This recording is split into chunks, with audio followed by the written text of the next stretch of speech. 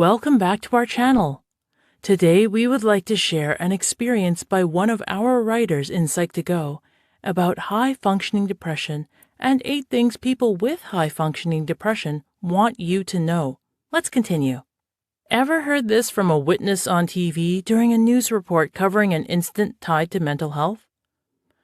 I didn't know so-and-so was depressed. They seemed so normal. Or overheard at work, I bet so-and-so is just claiming depression because they want to stay home playing games. Truth is, it's entirely possible, maybe even likely, that those people they're talking about had depression. Depression is the umbrella term that covers many different types, and it doesn't always present the same. One of the most difficult to recognize is called high-functioning depression, and it's the Academy Award-winning actor of the depressive disorders, since one of its key characteristics is that the person who has it acts like a non-disordered person, at least on the surface. Like an actor, it can even go by different names, officially known as persistent depressive disorder, or PDD, and previously, dysthymia. This masking success can cause issues, since there is general disbelief that anything is wrong, even when we cry out for help. This in itself stems from continued lack of knowledge surrounding mental health issues and the stigma around it. There tends to be fear in the unknown. So, although we might look like sunshine on the outside, we're expending a Herculean effort to hide the storm inside. We really want you to understand us, so here are 8 things we want you to know about high-functioning depression. 1. We constantly feel like we're bluffing, even when we're not. Have you ever complimented someone for their incredible work, and their response is always something like, "Oh no, I must have just gotten lucky." Or, "I know you're just being nice. I just got lucky today, I guess." They might be suffering from imposter syndrome. Imposter syndrome is a psychological phenomenon which makes us believe we are incompetent, inadequate failures despite solid, empirical evidence showing otherwise. We feel a little like con artists who are bamboozling you into thinking we're competent, no matter how qualified we actually are. Although we find it difficult to believe our own thoughts challenging these fallacies, when the challenge comes from another person, it really helps. Outside confirmation and sincere encouragement help to disprove our false beliefs. 2. There is rarely obvious proof of our struggle and need for help. This lack of visible proof is what usually has others calling us liars, lazy, or drama queens when we finally share what's going on inside. I'm sure you can imagine how this discourages us from ever reaching out again. Truth is, living with PDD can mean getting through the basics of everyday life, like work, is incredibly challenging. Yes, we get things done, but just at the baseline. It's hard for people to believe we're struggling since we don't appear to be falling apart or showing any other overt signs. Simply believing us when we ask for help and support is a massive blessing, and we are grateful. 3. My good day might just be your normal everyday. How would an average day go? Maybe you wake up on time even though you didn't sleep so well and take a shower then go to work. At work, you complete the tasks you had planned. You see donuts at the office, but exercise your willpower and refuse one because you know you want to be healthier. End of day means you go home, have dinner, and calmly go to sleep, feeling productive since you got work done and you don't feel anxious about your life or your career. Does that sound pretty boring and normal? Guess what? That just described a rather good day for someone with PDD. Please try not to be dismissive if we seem really happy over doing something that to you might seem meh. 4.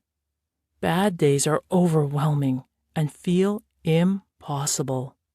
So, reading how average a good day is to someone with PDD, can you imagine what a bad day is like?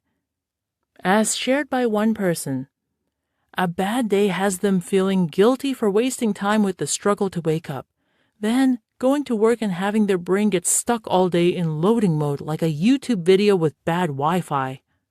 Other things that could happen are crying without any real reason and just allowing many of the struggles nearly take over. For example, normally we'd struggle through our issues and clean the house, but on a day like this, we might complete cleaning a mug or a single plate. The rest is just too much. Please be patient with us.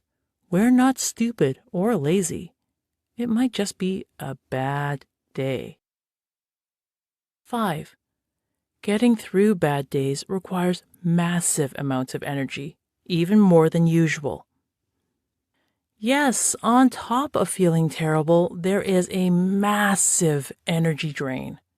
The mediocre work we manage to produce on a bad day actually takes longer than normal and wipes us out. We also have almost no capacity to deal with people and our surroundings, getting frustrated very easily. Everything compounds, taking exponentially more and more energy when we're already nearly running on empty. To use an analogy, it's like a bad night of eating at a fancy restaurant. We're spending so much more and the product received is so much less. And so now we're broke and still hungry, then the situation worsens with food poisoning, but we still have to drive everyone home. If you see this happening, we would very much appreciate it if you took over the driving duties. 6. We frequently struggle to focus and are not at the top of our game. This isn't as easy as telling ourselves once in a while, "Oh, stop daydreaming." We have to constantly keep a conscious tap on our focus. Not grappling with it or checking on our focus can result in misunderstandings and distractions that prevent completion of anything. Blanking out and staring off into the distance becomes a regular habit if we're not careful. Please understand, we're not ignoring you, and we do think what you're saying is important. We might just be at the height of the internal wrestling match. 7. Our average every day means regular routines can often feel like performing an Olympic tryout twice in a row. Part of what makes living with high-functioning depression overwhelming is the sheer exhaustion from routine activities that most others do without skipping a beat. We also are well aware that it shouldn't be that hard, so now we feel like a waste of space. We have a restricted, finite supply of energy that just isn't being used efficiently. So when we need help, the energy required for that is often already being drained by keeping up that all is good facade, plus running the internal automatic and perpetual self-criticism machine. We're basically asking our energy bank to go into overdraft, meaning things like self-care and sticking to plans are now a burden. Even so, chances are pretty good that we still want to get help. We just don't know how to go about it. And all that internal self-criticism leads to self-doubt. Do we deserve help? Will we really improve? So yes, high functioning pretty much just means we can hold a job and look okay. It doesn't mean we're at zero risk of self-harm. We would like to help ourselves, but sometimes we can't do it on our own. Please don't hand-wave us off as just fine. 8. We're not weak because we ask for or receive help. We are usually fairly self-aware of how we're different, and we know what is often said about us. So we also understand that when things like this make us despair, the best course of action is to reach out for appropriate help. Reaching out isn't a show of weakness. It shows that we are strong enough to face and acknowledge our shortcomings. It also shows that we're strong enough to withstand that scary step of opening up to others and letting them in. If you think stubborn, walled-up agonizing is better, just remember, hermit crabs are pretty squishy inside. So, if we ask for help, please encourage us or even give an assist. We'd be super grateful. So there you have it, the professional actor of persistent depressive disorder, also known as high-functioning depression or dysthymia. Just because you don't see what you expect doesn't mean it doesn't exist. We would really appreciate for you to help and support us. Help can come in many forms, from therapy to religion to intense work on self-help.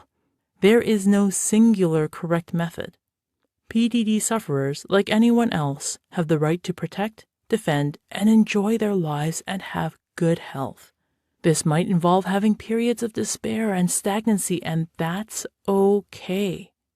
Your simple belief and willingness to understand is a step in the progress towards eliminating the stigma of mental health. Does this give you insight into something you've seen lately or someone you know? Does this help explain or clarify anything you've been asking yourself? Please feel free to comment below. Catch you next time.